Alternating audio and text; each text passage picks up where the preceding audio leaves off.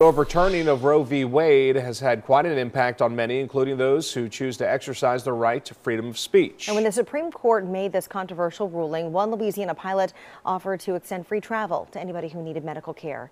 WDSU's Courtney Williams explains why his well-intended gesture actually got him fired. Last summer, the U.S. Supreme Court made a controversial decision to reverse Roe v. Wade, making abortion illegal across the country. In the weeks that followed, one Louisiana pilot took to social media to offer free flights for those in need of medical care.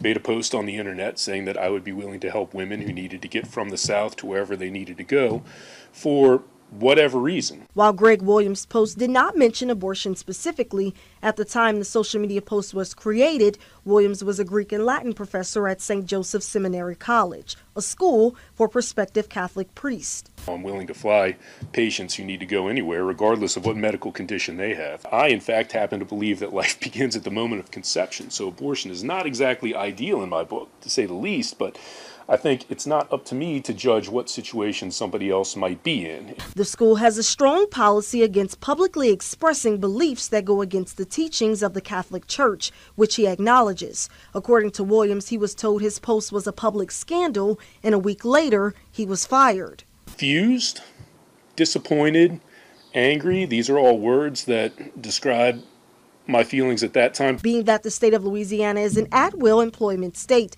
employers have the right to dismiss workers for any reason. Williams says his goal now is to shine a light on the harsh reality of at-will employment. The fact that workers can just be fired for no reason like this. It's not right for workers to be treated this way.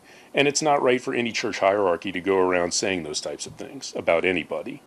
Reporting in New Orleans, Courtney Williams, WDSU News. Now, WDSU reached out to the Archdiocese of New Orleans, and they told us that St. Joseph Seminary College is a separate legal entity from the Archdiocese of New Orleans with its own leadership and governance. We refer all human resource matters to the leadership of St. Joseph Seminary. Now, WDSU did reach out to that seminary college, but we haven't received a response just yet.